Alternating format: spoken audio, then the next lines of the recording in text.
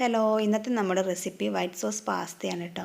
കുറേ ദിവസം കൊണ്ട് മക്കൾ പറയുന്നതാണ് ഉണ്ടാക്കി കൊടുക്കാൻ വേണ്ടിയിട്ട്. അപ്പോൾ ഇന്ന് നമ്മൾ ഉണ്ടാക്കാമെന്ന് കരുതി.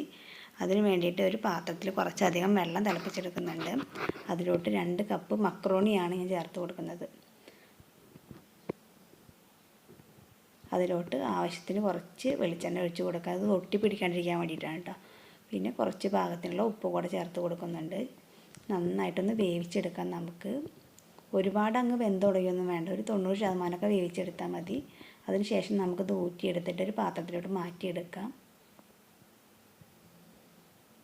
അപ്പം അത് മുഴുവൻ മക്രോണിയും മാറ്റിയെടുത്തിട്ടുണ്ട്. ശേഷം നമ്മളൊരു പാൻ അടുപ്പത്ത് വെച്ചിട്ടുണ്ട്.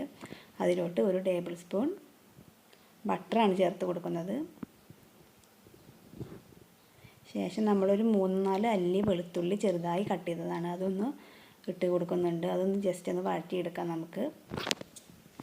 ഒന്ന് വാടി വന്ന ശേഷം ഒരു മീഡിയം സൈസിലുള്ള സവാളയാണ് ചേർത്ത് കൊടുക്കുന്നത്. അതുപോലെ തന്നെ ഒരു ക്യാപ്സിക്കത്തിൻ്റെ പകുതിയാണ് ഞാൻ ചേർത്ത് കൊടുക്കുന്നത്. ചേർത്ത് കൊടുത്ത ശേഷം നമുക്ക് നന്നായിട്ടൊന്ന് വഴറ്റിയെടുക്കാം. ഒരുപാട് വഴറ്റിയെടുക്കൊന്നും വേണ്ട, ചെറുതായിട്ടൊന്ന് വാടി കിട്ടിയാൽ മതി. ഇതിലോട്ട് കുറച്ച് ഉപ്പ് കൂടെ ചേർത്ത് കൊടുക്കുന്നുണ്ട്.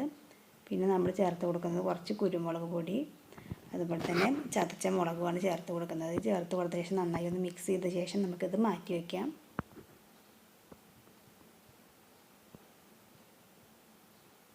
ശേഷം നമ്മൾ ആ പാനിലോട്ട് തന്നെ 1 ടേബിൾ സ്പൂൺ കൂടെ ബട്ടർ ചേർത്ത് കൊടുക്കുന്നുണ്ട്. അതിലോട്ട് 2 ടേബിൾ സ്പൂൺ മൈദപ്പൊടിയാണ് ചേർത്ത് കൊടുക്കുന്നത്. ഇത് ചെറുതായിട്ടൊന്ന് നമുക്ക് മൂപ്പിച്ചെടുക്കാം. ശേഷം ഇതിൽ ഒരു 1.5 കപ്പ് പാലാണ് ഞാൻ ചേർത്ത് കൊടുക്കുന്നത്. പാൽ കൂടെ ചേർത്ത് കൊടുത്ത ശേഷം നന്നായിട്ടൊന്ന് മിക്സാക്കി എടുക്കാം. പെട്ടെന്ന് തന്നെ മിക്സാക്കി എടുക്കാം കേട്ടോ, അല്ലെങ്കിൽ മൈദപ്പൊടി കട്ട പിടിച്ചുകൊണ്ടാവും. അതുകൊണ്ട് പെട്ടെന്ന് തന്നെ നമുക്കതൊന്ന് മിക്സാക്കി കൊടുക്കാം. കുറച്ച് കഴിയുമ്പോൾ ഇതുപോലെ കുറുകി വരും കേട്ടോ. അതിലോട്ട് കുറച്ചുകൂടെ കുരുമുളക് പൊടിയും ക്രഷഡ് ചില്ലിയും കൂടെ നമ്മൾ ചേർത്ത് കൊടുക്കുന്നുണ്ട്. ഒന്ന് മിക്സാക്കി കൊടുത്ത ശേഷം നമ്മൾ നേരത്തെ വഴറ്റി മാറ്റി വെച്ചിട്ടുള്ള പച്ചക്കറിയുടെ മിക്സ് ഉണ്ടല്ലോ, അതുകൂടെ ചേർത്ത് കൊടുത്തിട്ട് മിക്സാക്കി എടുക്കാം. ശേഷം നമുക്ക് ഇതിലോട്ട് നേരത്തെ വേവിച്ച് മാറ്റി വെച്ചിട്ടുള്ള മക്രോണി കുറേശ്ശെ ഇട്ടത് മിക്സാക്കി എടുക്കാം. മുഴുവനായി ചേർത്ത് കൊടുത്തിട്ട് നന്നായി മിക്സാക്കി എടുത്തിട്ടുണ്ട്. ഇതിലോട്ട് ഒറിഗാനോ കൂടി ചേർത്ത് കൊടുക്കണം. നമ്മുടെ കയ്യിൽ ഇല്ലാത്തതുകൊണ്ട് ചേർത്തിട്ടില്ല കേട്ടോ.